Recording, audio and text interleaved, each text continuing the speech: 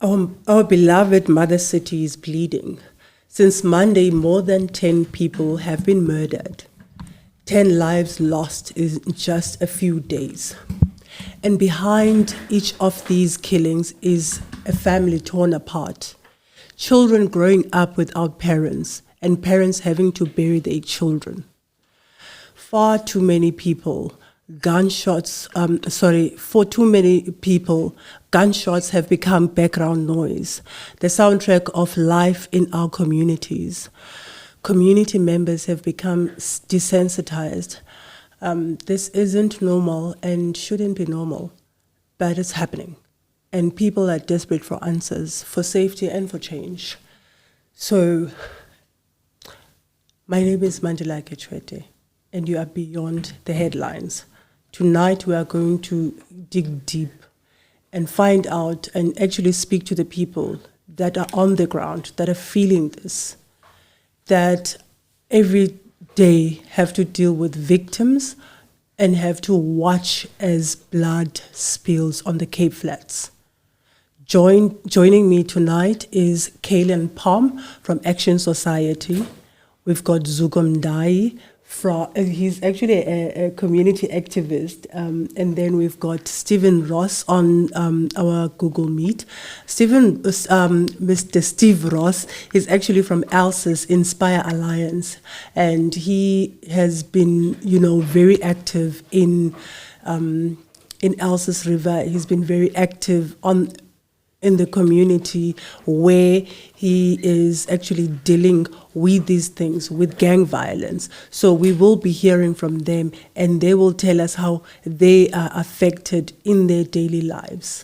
Kaylin, welcome. Zuko, welcome. And Stephen, also welcome to the live, to the podcast, sorry. So Kaylin, do you want to start off? Yeah, so I'm Kaylin, as you introduced me earlier on. I'm from Action Society.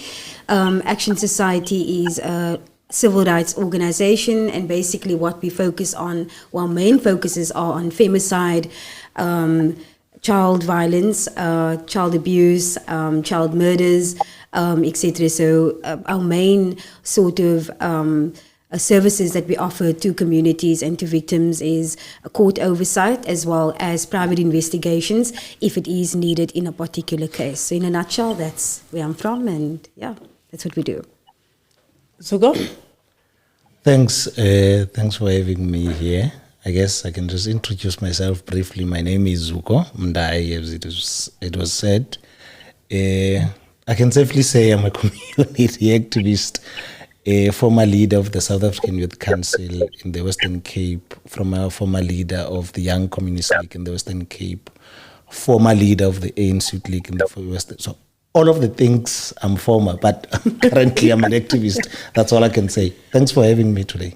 Okay, thanks for coming. Mr. Ross, can you just briefly tell us about what you do in ELSA's River? Hi, good evening, everybody. I'm Steve Ross. I run an organization called Inspire Alliance, and it's basically just getting together all those in our community from various backgrounds or whatever they are doing that inspires us to be a better person and to make our community better. So it's about social cohesion and collaboration between residents, organizations, religious institutions, and business. Yeah. And as I'm sitting here, I can actually hear gunshots going off behind me. Quite crazy. Goodness. Yeah. So is this your daily life? Is this what you do? I mean, what you hear every day? Because in the intro, I did say that this is a soundtrack in people's lives. So is that what is happening in your life? Yeah, definitely. It almost becomes so normal. The abnormal has become normal. Meaning, when I hear like these shots going off behind me now, there's no screams, there's no running away. People are actually continuing with their daily lives unless they're in the line of fire. It sounds very strange because other people would have ran away by now or ducked or screamed for mercy. But it's so common that it's become like a cracker going off in the community. So just tell me now, what is what commonly happens there? I mean, I think earlier you spoke about smash and grabs, but then can you just tell us what it is that you experience every day in Elsa's River? The frustration is it's so common and it happens so often. Smash and grab, we've got about, I think, 16 hotspots in Elsa's River alone. Wow. Where you at very high risk to be smashed and grabbed. And these are little kids from 10 years old up to into the early 20s. So even people coming to beg at your window, they would do something harmful to you. So it's quite a challenge to live in this environment for many people that don't know the environment.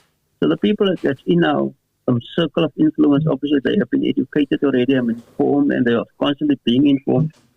But it's a sad, sad state, and that is what we are. Ubers don't come into our community as often because they're also being robbed all the time.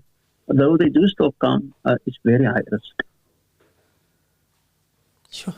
That is hectic. Well, Kaylin, what do you deal with every day? On a daily basis, I practically attend court often across the Western Cape, mainly in the Cape Metro, so in Mitchell's Plain, Kaylin, Bellville, those areas or those courts. And basically what we do is we try and support victims of crime. So whether it be a woman that was raped, a woman that was gang raped, a child that was murdered, a woman that was killed by a partner. So basically that is what we try and do. So we do court oversight, so we ensure that that docket doesn't go missing. I know that for years now we've been hearing about dockets disappearing and then all of a sudden it shows up again. So we try and ensure that the docket is obviously kept in place, but also that the investigation is done smoothly. So in many cases across the Western Cape, we find that there's perhaps witnesses not showing up at court, or we find that people are reluctant to attend court and to obviously be there and do their testimonies and so forth.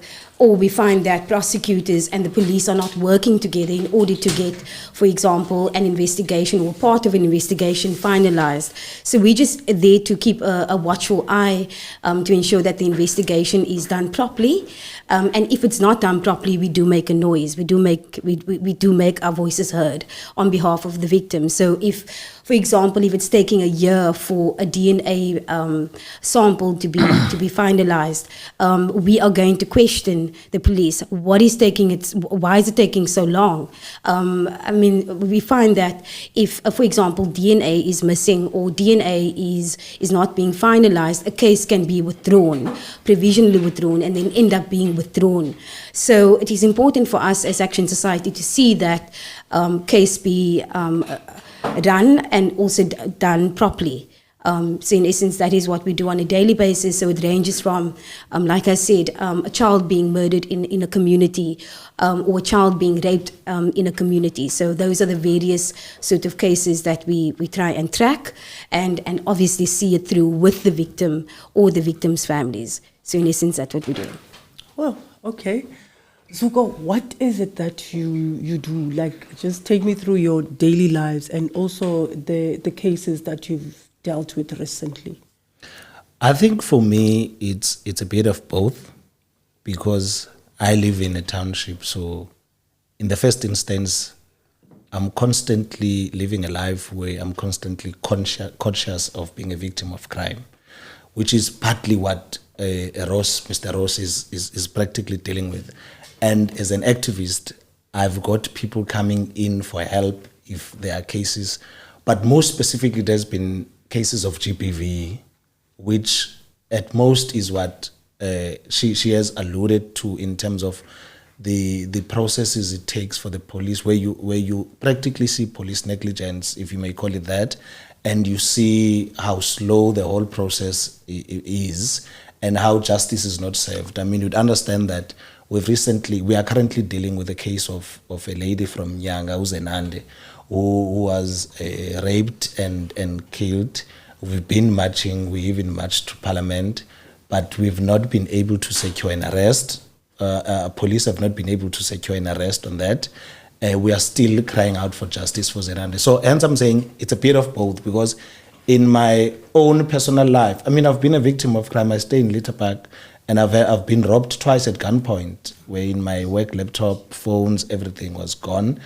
And I've even went to a point where I spoke to the station commander around, because it is quite prevalent in Litterpark when you are robbed at gunpoint by cars and all that. So it's a bit of both what the two guests are also equally dealing with, because you have a situation wherein you get to be at the cold face of crime, then you get to be at a secondary level wherein you deal with assisting people that have been victims of crime. So I think in a nutshell, that's basically my experience with crime in the Western Cape.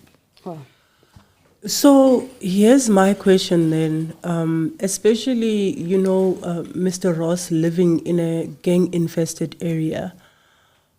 Recently, in fact, not even recently, on Tuesday, Minister Kachalia was in Mitchell's Plain, and he said that there is no there's no plan at the moment to fight gangsterism.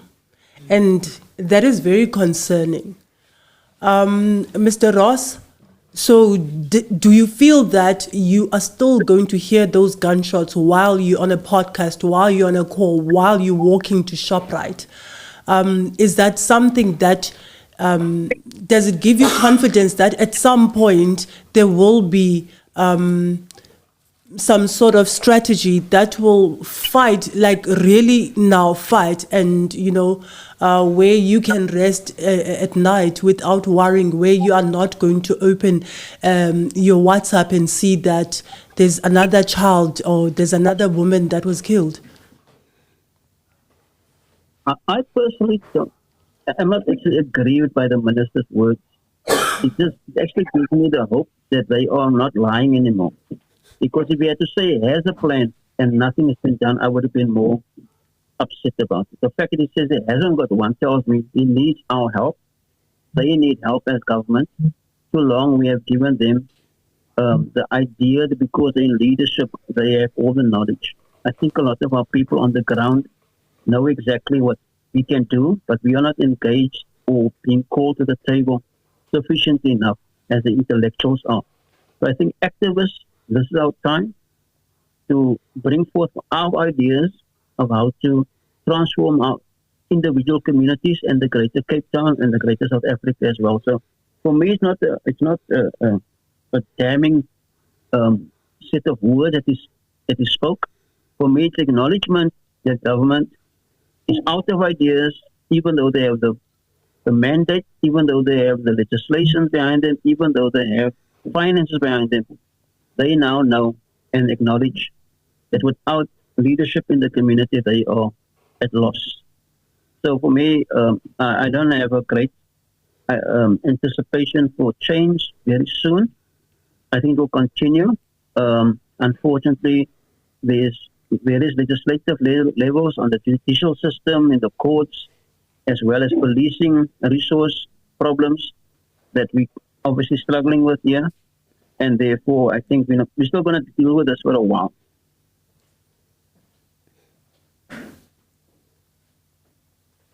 Okay. So, Kaylin, does it give you any confidence in the new leadership? Is it giving you any confidence in the sense that even though we're talking now about gang violence, but then also there's GBV that is happening alongside that? Do you think that there is a strategy for GBV? I just want to touch on the topic of you saying that the deputy minister does not have a plan. How are you a deputy minister? Acting deputy minister. How are you an acting? No, it's acting police minister. Okay, let's go with that.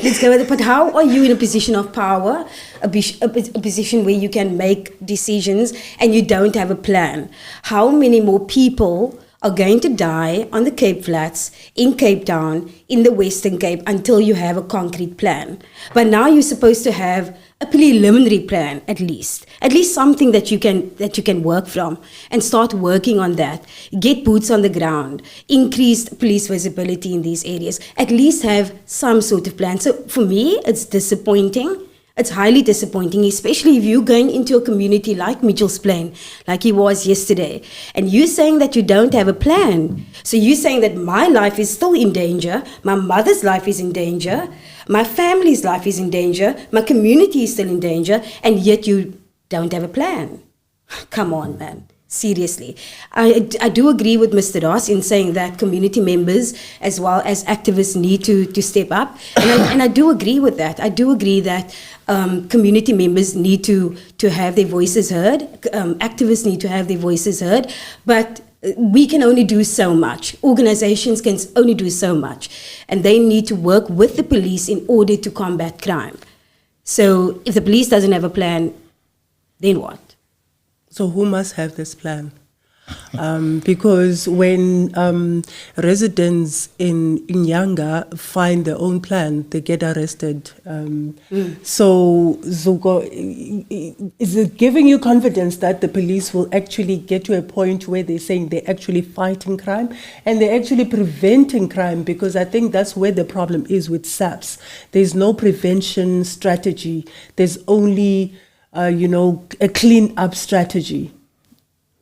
I think for me, let me start by responding to the acting minister's visit and just give a brief view of what I think would have been the impact or should be the impact of his visit. I think in the main, it is unoriginal. It's nothing that has never been done. There's been a lot of imbizos by his predecessors, and they've not really brought. And I'm sure the former minister Bekele has had about 5 imbizos in Kaylin, and there's not really been anything concrete that comes out of that. So, one, the visit is extremely unoriginal. It does not really bring hope.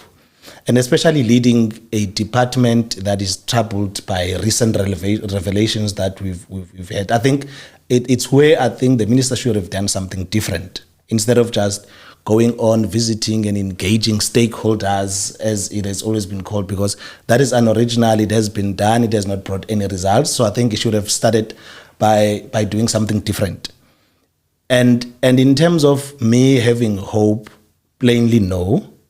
I do not have hope because before we even begin to debate the impact of the state intervention of crime combating, we need to debate state willingness. Is the state willing to combat crime? That should be the question.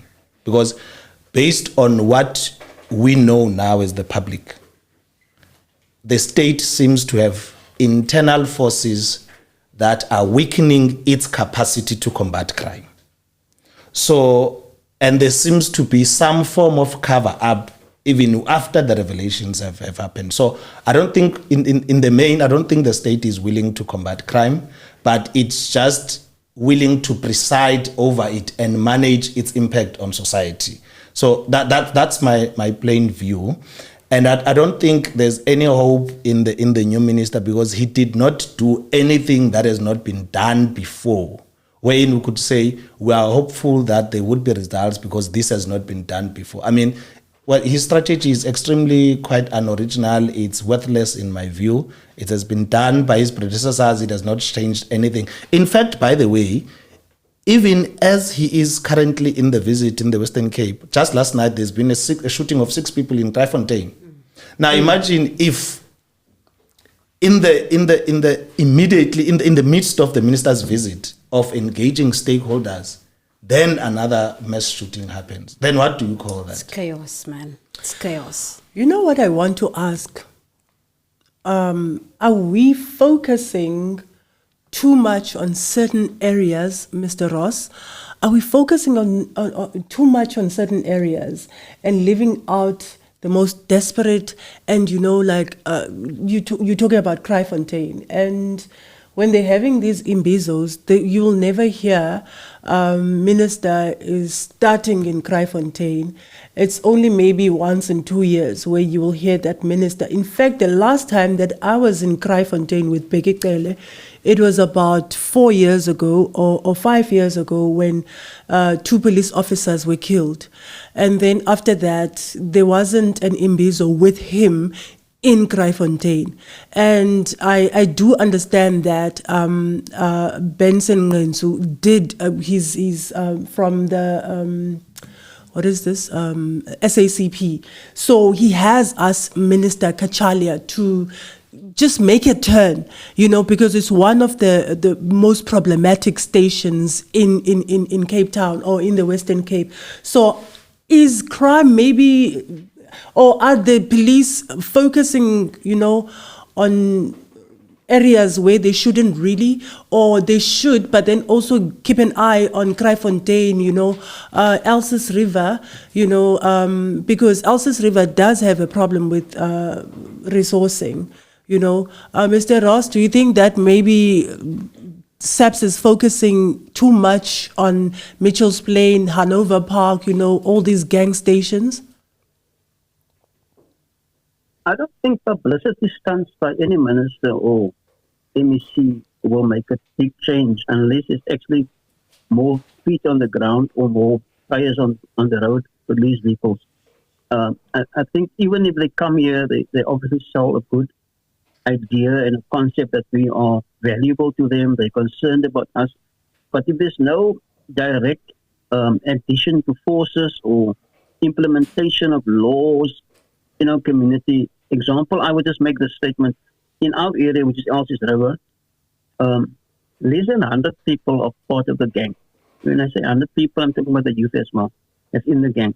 And I can almost be quite certain that 99% of that 100 people are known by their name and their address by the police.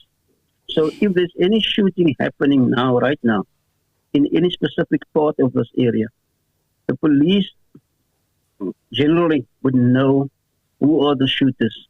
Maybe not at a specific point who is shooting, but they know who's the shooter. It's not phantoms we're chasing. It's not ghosts. It's not like people that come into our community that's unknown from a different area. It's people present in our community. So it's not unknown people. The community often do know, but they are obviously too scared for their lives to speak. But even if they do speak, the police don't act as they should, man. So what I'm trying to say, even if the minister must come to my house now and speak to me, I will have no more or less confidence in the police unless I see actual feet on the ground or actual interventions, which I don't see. So where they are doing it, it doesn't make a direct impact on the community. That's why, as our friend now just said, even in his visit to the area, the people are still shooting. So the publicity stunt part of politics, I think, for me personally, it doesn't make a big difference at all. Kaylin? Look, I mean, we get the quarterly crime stats, right? I mean, the crime stats are delayed this time around, but anyway. But I mean, we follow the crime stats. I mean, the crime stat shows that these particular crime or stations, police stations or areas are high in gang violence, so it's high in sexual offences. I mean, why don't we follow the crime stats? I mean, it says it's in black and white there. So if you have an area where 10 people are dying in a space of five days, then prioritize that and then deploy resources to that particular station. I feel that the stations that we're currently looking at are high risk areas or high in crime, and that is why there's more attention on these police stations. But there are areas that do not have that high crime or hotspot areas, but they don't get the support that is needed. So I do think that they need to. It's crime intelligence driven. They have their crime intelligence vibe going on. So follow that and follow the crime stats, and you'll know which areas are of concern and deploy and give areas resources in order to fight crime. So yeah, I do think that there is a bit of an unfair situation going on there, but more resources and follow the crime stats.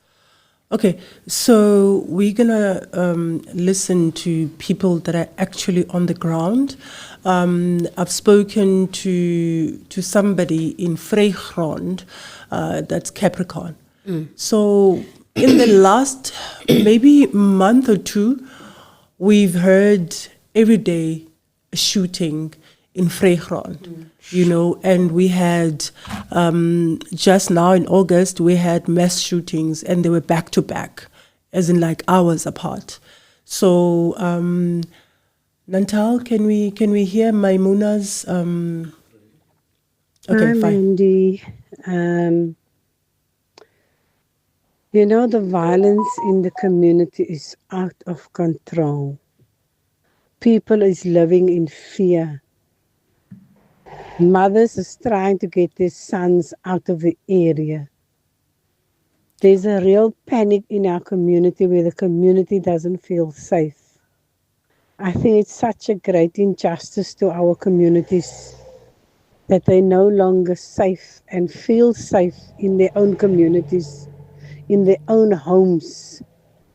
And it's not just gangsters on gang, which we don't understand what is happening amongst the gangsters, that this is happening. It is out of control.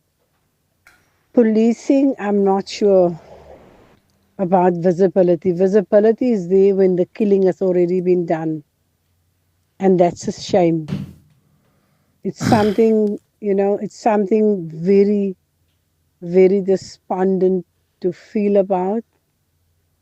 There's so much trauma in our communities already and it's ongoing. There's no healing because they don't allow time for healing to take place. People is crying. I had another lady in our office today that said something must be done and it must be done now. So yes, I'm not sure, but my encouragement to parents are that they need to take control of their kids. Yes, we want policing. Yes, we want to feel safe. Yes, we're blaming everyone else, but not ourselves. Our kids, our community, our responsibility. It is time that those parents whose children are gangsters, that they sit around the table. Because we have seen too many bodies laying in every community, which is a great injustice. Little kids are starting to mimic the gangster languages, and that is unhealthy. For an age 5-year-old to say words like hos nanga los, or just speaking a language that I don't even understand. So I'm really sad about what is happening in our areas. I feel very passionate about for the Vrygrond and the Overcome Heights community, the Hillview, the areas that we service as well, because it's very close to my heart. But it's also very painful and scary now what is happening in the area, and that flares up in all the communities. I'm encouraging parents, especially that is gang related, to start talking to your kids, because it's your children that is disrupting our communities, which is not fair. Okay. Wow. That was Maimuna's calls. She's out in Vrygrond. She actually runs an organization there, and that is why you heard her saying that the people that come into her organization and talk about these things. And she said something that really touched my heart. There's no time to mourn. There's no time to be traumatized, because you will be re-traumatized same day, following day. So any comments about that, Zuko? Because she also said that we as parents should actually take accountability for what our children are doing. I think one of the major takeout from the voice note we've just listened is that crime is not only a policing issue, which was something that I had actually planned to raise as well, because even the makeup of the police department itself, it is structured in a dual mandate type of leadership, wherein you have the national commissioner that deals with the operational aspect of crime fighting. Then you have the minister who plays the political oversight, which deals with mobilizing society and all that. So that on its own informs us that when we look at crime, we must not only be one-sided because it's a two-dimensional thing. We need to also look at because crime is a byproduct of community neglect, where there's hopelessness, drugs take charge, where there's no mentorship, gangsters become mentors, when there's no, so basically crime thrives in our social ills. So when we look at, and when we contextualize crime, we need to contextualize it based on the state intervention, which is too prolonged. One aspect of it is the community mobilization aspect of it, and another one is the police operational aspect. So she raises something which is quite clear, because if you look at the stats, the first quarterly survey by Stats SA in 2025, they tell you that over 360 youth in the Western Cape are not in employment, education, or training. That's a breeding ground to recruit for more gangs. Now, if you deal with societal issues, you've dealt with half of the problem. So, she raises something quite profound, which a lot of us neglect when we look at crime. Correct. Because crime is a byproduct of social ill. So I entirely agree with it. And I think it's something that we need. If you look at it, the city of Cape Town last had a youth development policy updated in 2013.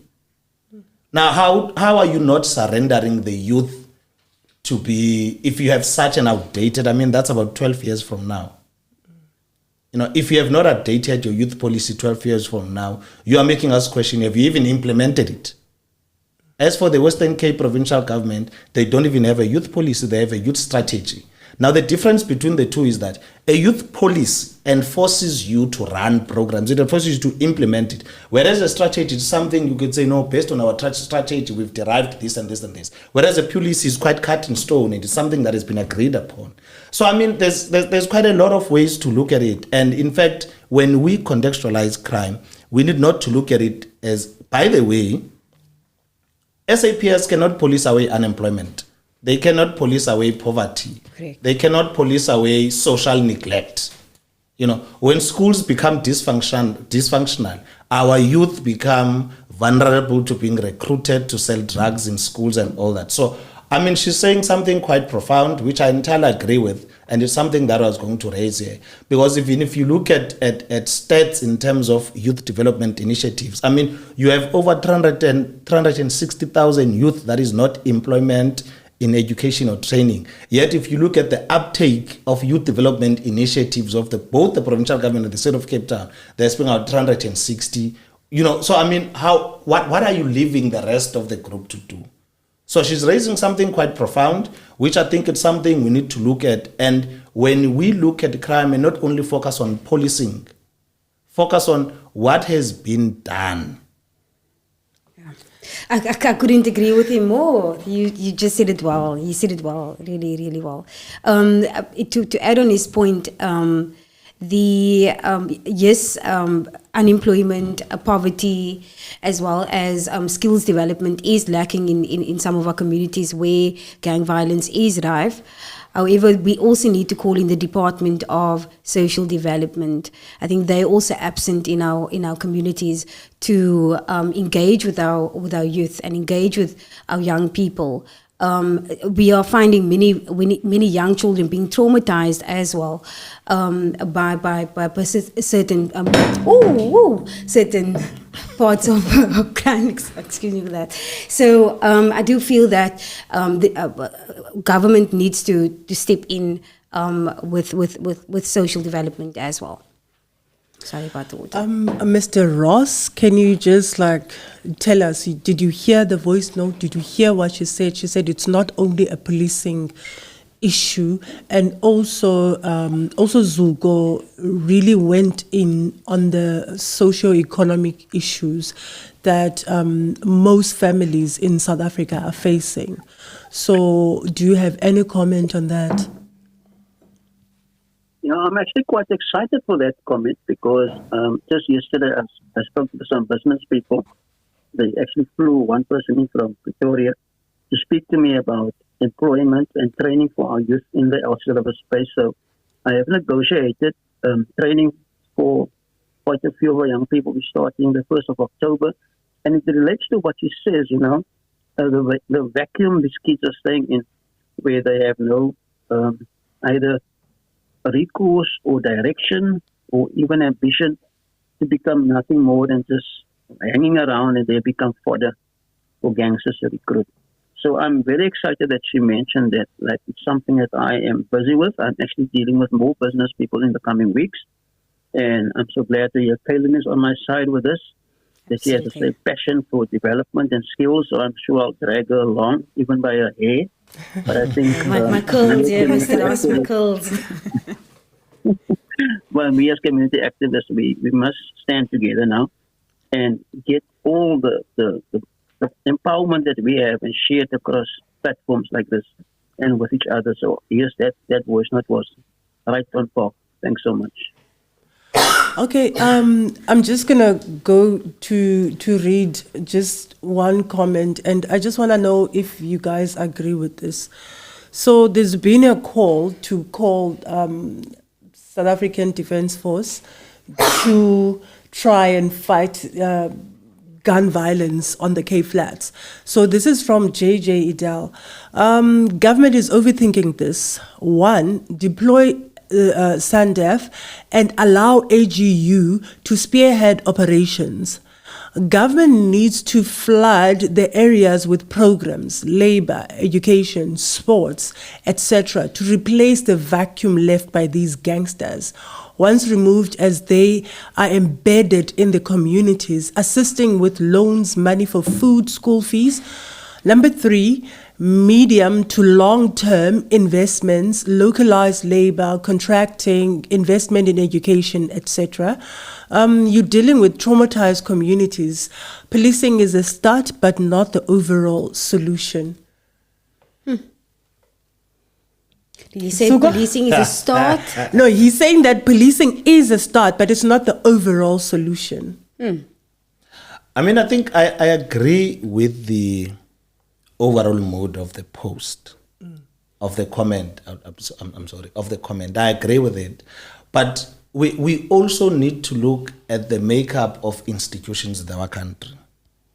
Now we need to also look at how is the SANDF trained. Are they trained to combat crime? Are they trained to police? And what is the makeup of South African policing? Because now South African policing is a service and not necessarily more hard-lined combating. And the South African Defence Force is trained differently. It does not deal with that. Because I'm running away from a situation wherein I'm a fan of calling the SANDF today. And then tomorrow, I'm saying, no, the SANDF is abusing us. So we also need to look at that, because as we are actively calling for action, we must be able to look at the pros and cons of that action. As a matter of fact, as Mr. Ross has also alluded, there's no lack of knowledge in terms of where are the hotspots, where are the hotspots of this crime, who's committing them, and which is why at the beginning of what I was saying, I questioned government's political will to combat crime. Because if you are bringing in the SANDF, you are fighting with the community. Chances are that Mr. Ross, being a crime activist himself, might meet an SANDF officer and he'd be on the ground with his chin, rolling on the road. And the next day we wake up, he's a victim of SANDF. What do we do? Whereas police approach is different. It deals with issues of crime differently. So hence I say, when we contextualize crime, we must be able to know that if we deal with some of these social ills, we've dealt with 50% of the problem. Then we enter policing in the main. And one of the things that makes policing or crime fighting or crime combating intervention by the state fail is, if you look at the policing department, for example, we've never really had a consistent police commissioner since 2009. You know, either they are suspended, they are recalled. It's, in fact, from 2009, I think it's only General Kaylin Sithole that completed his term. All others were recalled before. So there's a lot of political intervention and maneuvering that happens, which deals with the capacity of the state to combat crime through police. So if you're bringing in now SNDF, you're bringing another aspect, you know, into this whole dimension, and you have not dealt with what is the problem here. Hence I say the visit by the minister was actually worthless, because if you lead a troubled department wherein the minister that has just left, by the way, he's still a minister because this one is acting. So the one that has just left had an issue with the operational arm of the department. And then now when you come in, the only thing you do is travel and tourism. Why can't you first stabilize the department before you go and see your UDF buddies and your political allies? So I think there's a lot of prioritization that must happen within the state, within policing first, before we can say, because for me, when we debate the impact and capacity, we need to debate the willingness first. Is Acting Minister Kakalia there to manage issues that fled up with the revelation, or is he there to combat crime? That's the crux of the question for me. Ms. Palm? I remember, I think it was 4 years ago, it could have been a good 4 years ago, when the army was deployed to various parts of Cape Town, because I remember I was still I want to say a young reporter, but it's Baby only reporter. It was only a few years ago. And I remember the excitement, Mandi, from various communities, seeing the trucks being pulled out, seeing the army jump out of their trucks, you just call it trucks, out of the vans and stuff, and people being really excited in seeing that the army is going to sort of solve the problem that they're dealing with in terms of gang violence. But then I asked Mandi, how effective was the army during that time? I think they were in the area for about a year and a half. I can be corrected. And how effective was that? We know that the minister came out saying that a number of people were arrested. So that was a sort of short-term solution. But we do need, especially in Cape Town, we do need a sort of long-term solution. We can't just have the army come in now and then they have to leave in 3 months' time. So that is it will work for short term, but not for long term. What we need long term is more police boots on the ground. We need experienced cops working in communities. We need cops that is not overworked, and we need resources in communities. Resources in terms of vehicles, manpower, to visit communities or visit areas that is overwhelmed with crime in the area. You do know A.B. Isaacs, right? A.B. Isaacs and Lynn Phillips. I remember a few years ago when interviewing them, they said that if each street can own their street, can take back this street, eventually one street will do it, 2 streets will do it, eventually it becomes an area. Imagine 15 areas or 15 streets taking back their streets, sitting on the pavement on a Friday evening with a bonfire. I remember Portland's, in Mitchells Plain, Portland's communities doing that on a Friday night, and then a cop coming through. I think it would have been the sector commander coming through and said, "Hey guys, are you guys all right still?" And they would be like, "Yes, thank you, Captain," or "Thank you, Constable," or "Thank you, Sergeant." And then he would be like, "Is there anything that you guys need in the area? Did you see any gang? Did you see any this? Did you see any that?" And that is the sort of partnership that we need in communities. So communities, like A.B. Isaac said back then, it still applies to now. Take back your streets, take back your area, and work with police. It can only work together. You know, I just want to make a comment before I go to Mr. Ross. you're talking about the training for SANDF. And yesterday, General Fani Masemola said it wouldn't be a good idea to bring the army to the Cape Flats because they do not have rubber bullets. Okay. And should there be sort of like a protest against them or whatsoever, or if they're being shot at, they're going to shoot with live rounds. And that means that it's going to be another problem. Bloodbath, yeah. You know. So for now, he said it's not a practical thing. But the acting minister did say that that is something that he would have to speak to the president about. Anyway, Mr. Ross, we know these gangsters. We live amongst them. Why are we not reporting these gangsters as the community? What seems to be the problem there? Because if you know an auntie is keeping guns in her home, why are you not reporting this to the police? Very good question, and the answer lies with the justice system. I recently had an incident where somebody's camera picked up a murder. Their own home camera picked up a murder, and they sent it to the police as proof, as evidence, obviously. But unfortunately, the camera owner, the operator of the camera, now maybe one of you that is more intelligent in the services can explain this to me. The camera operator had to appear live in court to say that was their camera. Now that obviously is a death warrant for any person in our society. So even though there was video evidence of the crime, the person that owns the CTV had to be physically in court as well. Sure. And this seems to be one of the issues that he's talking about, people fearing for their lives. Making a statement against some of these thugs is also a death statement that you're signing your own death warrant. Unfortunately, the system allows it that way. So we have to consider people's livelihood and their families to not report. It's not always that they are part of the system or affiliated with a gang or family of the gang members. They are literally scared for their lives. So people will see multiple, because obviously a gunshot attracts a crowd, and people see hear the first gunshot and they look out and they see the second and hear the second and third, and they might even see the murder, but there will be no witnesses on the ground.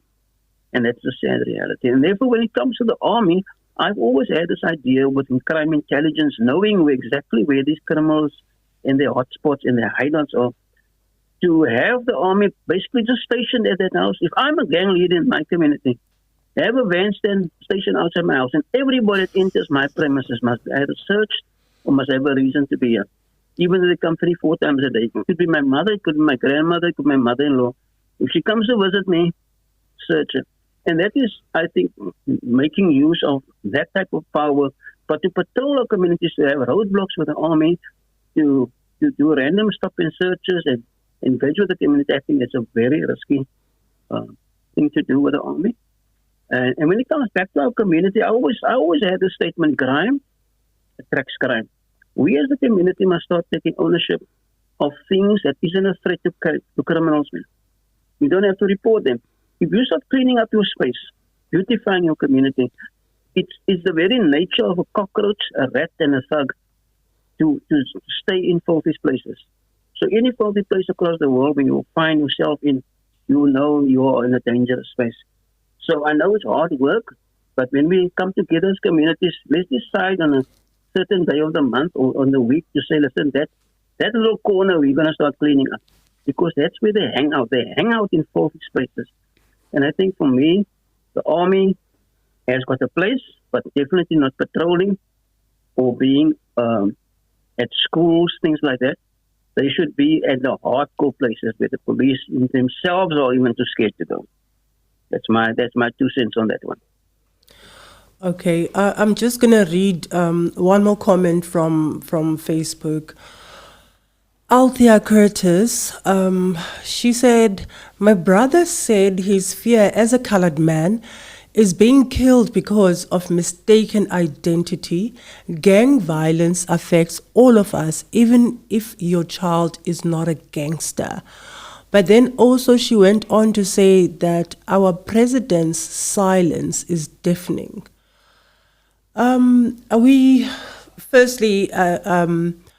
This mistaken identity has killed a lot of people, Kaylin. Yeah. And it is true that gang violence does affect everyone, you can never be too far from it. Correct. And is the president silent on gang violence, on gun violence, on GBV, on these crimes that affect everybody every day? I think it depends on your definition of of silence. I mean, because you can release a statement here and there from one person that's not being silent, and you can get a justification from his office to say, no, actually he's waiting for a report and.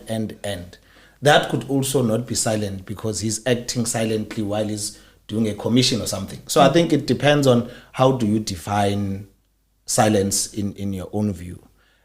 And it comes back to the question that I raised. Is government having enough political will to combat crime? I mean, maybe let me expand this point so that it cannot come back as a question, or I don't seem to keep referring to one thing over and over again. Because when it comes to crime and policing in our country, I'm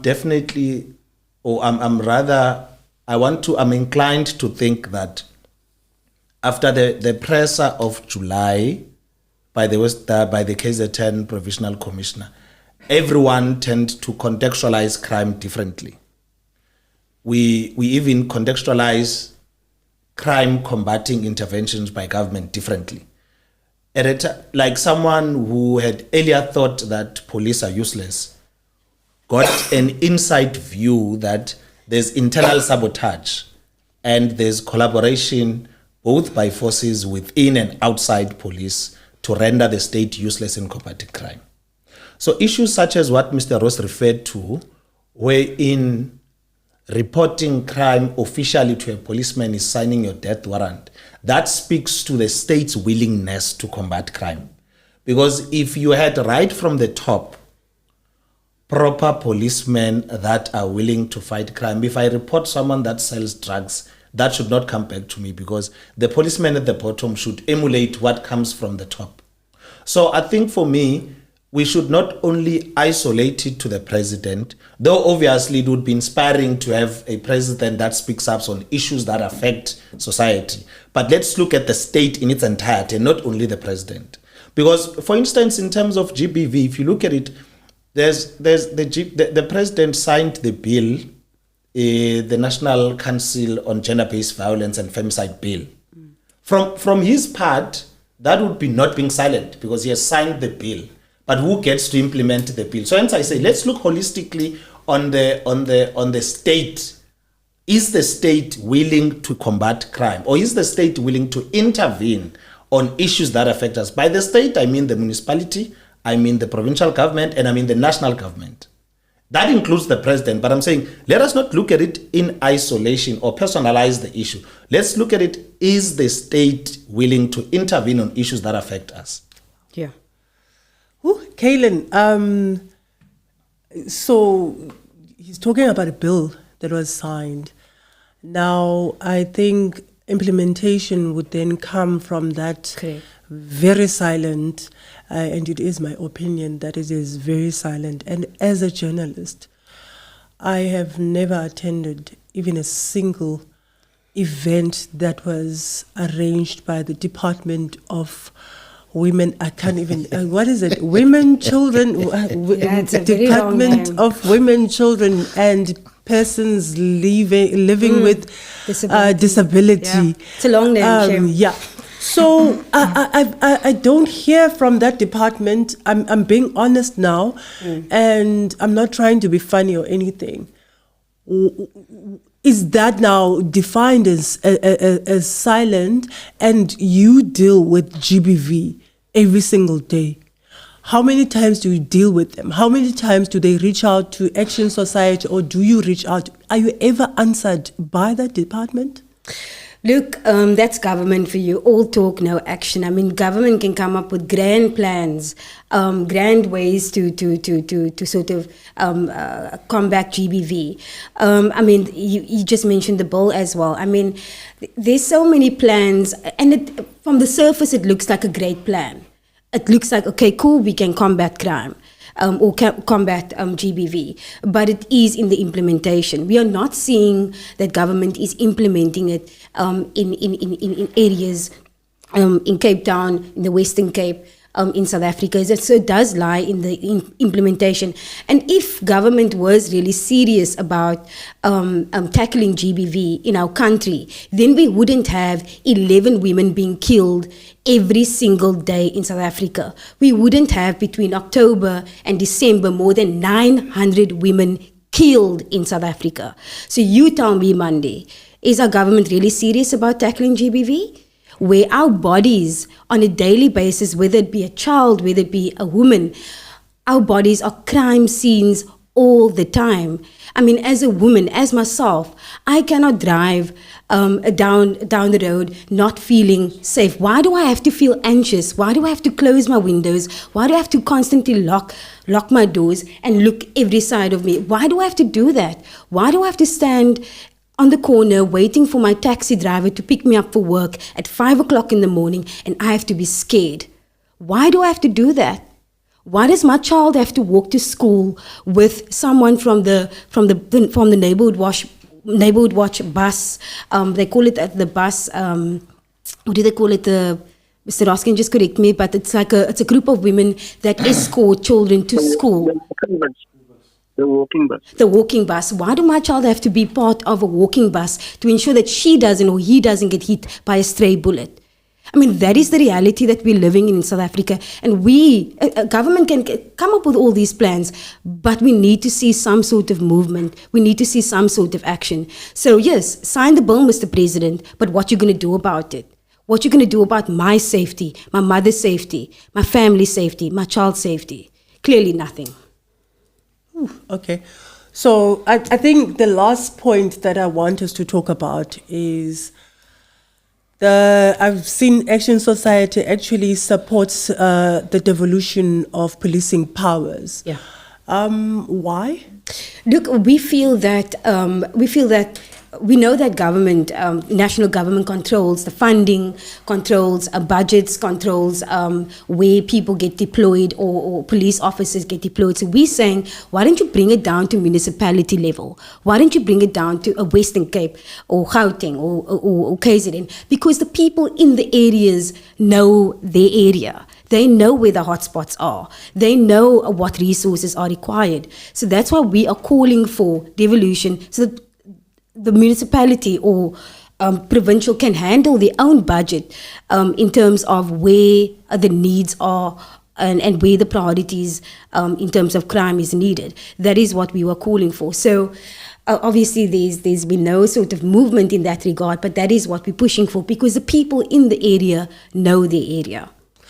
So Zuko, how do you see this working out if maybe police, or at least detectives, because that's what they're asking for, powers to almost said detect, to investigate, to investigate their own cases. Like they will make the arrest themselves, whether it's a gang violence victim, and then they will be investigating that docket instead of giving it over to SAPS. So do you see that happening, and do you actually agree with that? Should we bring all these services closer to municipal level or to provincial level?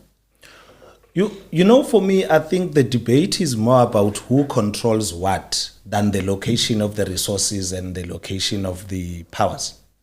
I mean, because I can tell you now that the Provincial Commissioner of the Western Cape comes to the provincial parliament frequently, as and when he's called. and the MEC of Community Safety and Community plays an oversight role, including the provincial parliament, by the way. They play an oversight role on policing. The same way the national minister plays an oversight role. So I think it's more a question of who controls what. It's what I related earlier, ne? The problem of politics meddling with the state's capacity to operate. Because if you look now, we've just recently, I think JP Smith launched, I think, about 700, and he promised yesterday. He promised that there'll be a sergeant and a what per ward, ne? Five Yes. officers per ward. Now you ask me, Mandine, what was stopping the city of Cape Town from doing that all the time? Because, for instance, I can tell you now, city of Cape Town was graduating close to 800 or 1,000 graduates in the law enforcement today. But recently, in the recent past, not even more than a year ago, it had fired hundreds more. So do you see what I'm telling? It's more about politics or politicians playing with what affects us directly than the capacity, or that their capacity to just be honest with the people. I think for me, the debate is neither here nor there. I mean, because police stations are currently localized. Now, you can tell me, I mean, I'd hear it if the debate is about the lack of relationship between Metro Police and SAPS. That's a different debate. I can tell you now, in Kaylin, in Lingelet West, there's Lingelet West Police Station. Then right after, next to that, there's Lingelet West Traffic and Law Enforcement Offices. And I can tell you now that there's no cooperation between the two. They are close. Now, how do you then hope for a working relation just because now the city or the Western Cape controls policing? So I think for me, it's a matter of who controls what at the political oversight level. Because I can tell you now, has there been a report by the Western Cape MEC of Community Safety that disagrees with national in terms of political oversight? Wherein we can say, okay, actually national is not playing its political oversight role, and therefore let the provincial take those powers. Has there been that debate? Just yesterday, the MEC Marais was with the acting minister. In fact, she also, speaking there, she also agreed that crime is not a policing matter only. It also needs the solving of societal issues. Now, if she agrees, then why do you need devolution?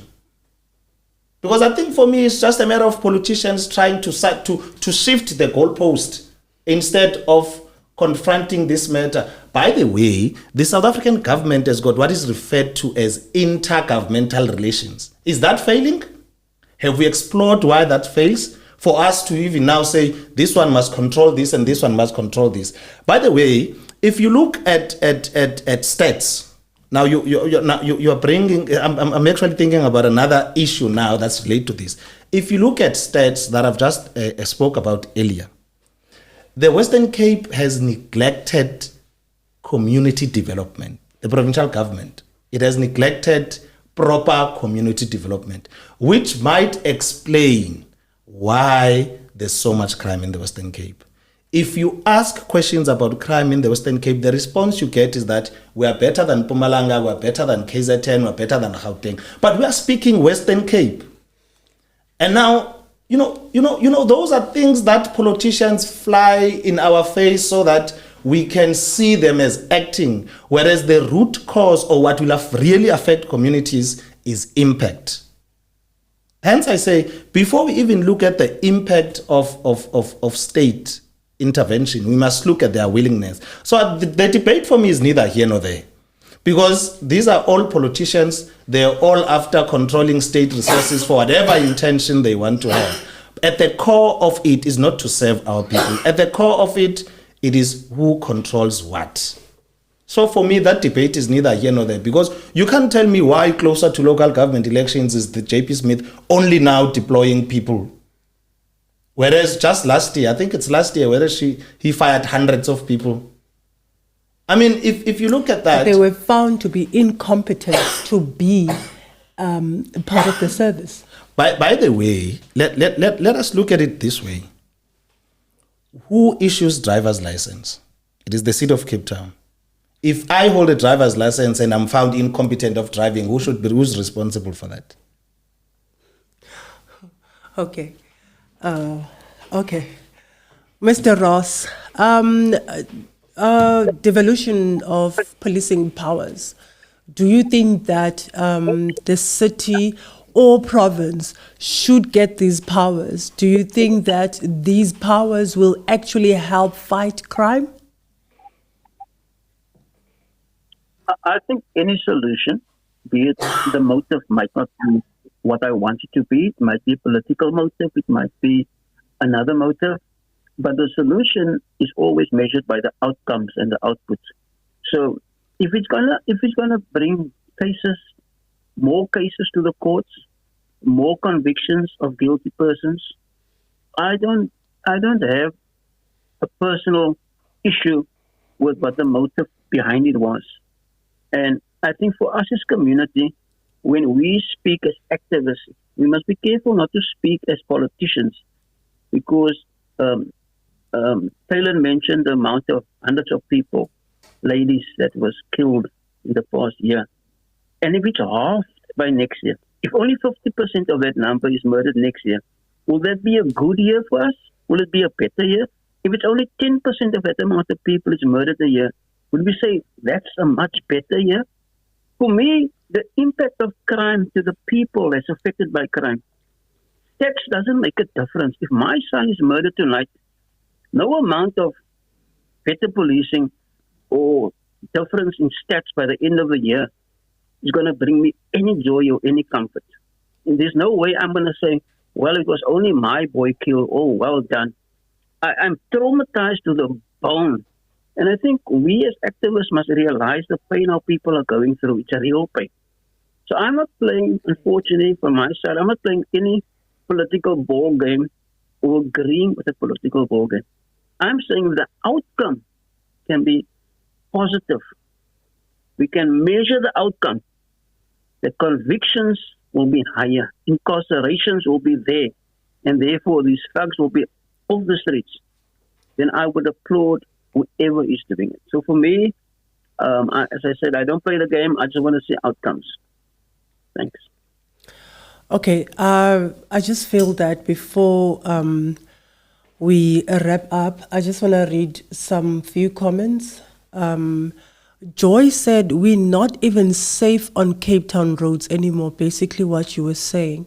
So many hotspots where smash and grab happens on a daily basis. Same spots every day, but still no visible policing, especially Elswood, Elsis River, Langa, and Vanguard Drive. Police see thugs, but just drive past them. And it is a huge problem. I've experienced smash and grab, and I will say that when that glass breaks, you will remember that for a few years of your life. And it traumatizes you. But I want to read another comment here. The problem we are facing in combating these issues is the corrupt policing. These police and ministers are friends with these I think maybe perpetrators. If the government can't first clean up those corrupt police or people in their payrolls, then I think it got cut off. But basically, police corruption within the police, and I think that is what Mr. Ross said. You report today, and then tomorrow you're gone. You know, we've had a lot of state witnesses, even on Women's Day, we had a female that was killed She was a state witness. And then a week or 2 weeks later, there was another one that was murdered in Bonteheuwel. So we do find a lot of corruption. I wanted to say corruptness, corruption, corruption within SAPS. And are we addressing that? Is that being addressed? Or, I mean, we're seeing that there's like another commission of inquiry that may or may not yield any results, because we know how these commission of inquiries have been happening and no one was ever held, accountable. There's no one in jail for all of these. And there's also money that is being wasted. Another chance, for corruption also. Kaylin, are we dealing enough with these corrupt officials? You said that you go to court for oversight to make sure that the dockets don't go missing. That's another corruption. Yeah, no, I mean, we have the unfortunate reality is that we are dealing with cops who are corrupt, but they need to get they need to get rid of them. I mean, what's IPID doing about it? Where's IPID in all of this? I mean, people log complaints all the time, so clearly something needs to be done. Also, with that said, I just can't understand how a community is supposed to trust the police if there is a rotten apple, or if there is someone that is busy doing corrupt things. I mean, really, that just makes me feel like I can't trust the police. I can't go to a police station and say that I've been raped. Like, it's not. It's I don't know, it just demotivates me completely. And clearly we do need the minister or those who are in power in the police force to do something about it, because it's actually really ridiculous. Zuko? I think, if you allow me, let me make a parting shot on the devolution debate. It's not much of a point, but I just want to say all these aspects of devolution are products of national acts, and they would require a change in the constitution and all that. So that process also on its own is quite extensive.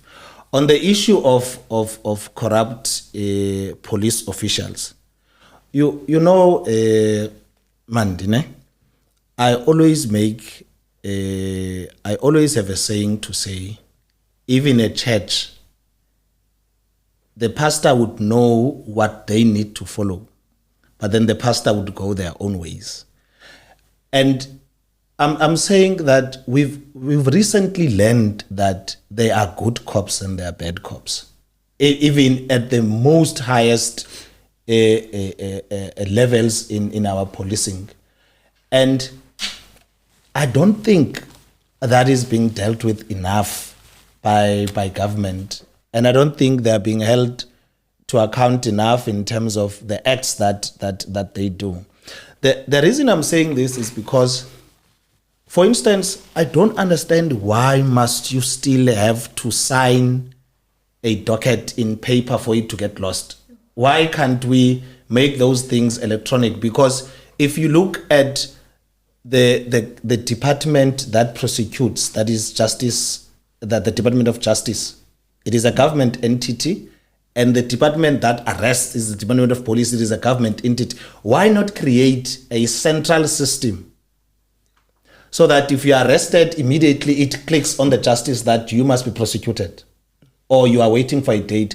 Why must a police official bring a docket to court physically for you to be prosecuted? So, hence, it comes back to the question that I asked: is the state willing to combat all the ills that we are talking about? Because it beats me that there's no centralized issues to deal. I mean, there's no centralized system to deal with issues. The fact that for you to submit at the Department of Health, you need to go to the Department of Police to certify. I mean, that's laziness. Probably it's because the state is led by people who studied humanities and are not innovative enough, and they theorize and all that. I mean, there's a lot of innovative ways we can move in terms of addressing the social ills. So I don't think that they are dealt with enough, and I'm not hopeful. Just as you alluded, I'm not hopeful on the commission. As a matter of fact, just as the same way as I thought with the Zondo Commission, I think commissions are a way to distract the country's public discourse from discussing key issues. I mean, even though it has not entirely, but the formation of the commission on policing, on the revelation that were done by Mkhwanazi, has distracted the entire trajectory of the public discourse with regards to corrupt officials and the revelation that's made by Honorable Mkhwanazi. In the same way that the commission on corruption distracted the trajectory on discussing who's corrupt and who's not. Now, personally, I believe that if you are found to have done something, let us prosecute you, hold you to account, bring your ID number so that you've got your fingerprints done so that we can prosecute you as a person. Not call you in a commission where you can say, no, actually Mandy did this. So because commissions are generally evidence collection type of an exercise, which does not yield results, because at the end of the day, the Zondo Commission recommended that there must be further prosecution on individuals that were said to have been corrupt. So commissions in their nature, to me, I don't find them exciting. I don't find them hopeful. I mean, if Kaylin is found to have done something, let her be prosecuted so that she can prove herself that she has not done it. For all you know, I can say I'm not going to the commission, and if I'm not going, you'll write articles about me. Come now, and you are a journalist. You'll write articles and say, some so and so said I'm corrupt, but I won't be prosecuted because they would not have brought enough evidence. Whereas if we prosecute you individually and take you to a police station, have your fingerprints and charge you, you'll be bound to produce evidence. Even the person that alleged you of wrongdoing, they'll be bound to have brought evidence. So I think for me, it's just a worthless exercise that seeks to distract the public discourse in discussing this. Because you must remember, if these things are kept in the public discourse, they annoy those in leadership because they prove to them that you are doing nothing about this. It has been raised to you, you know. So I mean, you look at a lot of issues. There's always been a commission. There was a commission or something on what distracted the shutdown movement that was led by women here in Cape Town. It was a formation of some commission, gender commission or something. What has that done? Nothing. But what is that successfully done?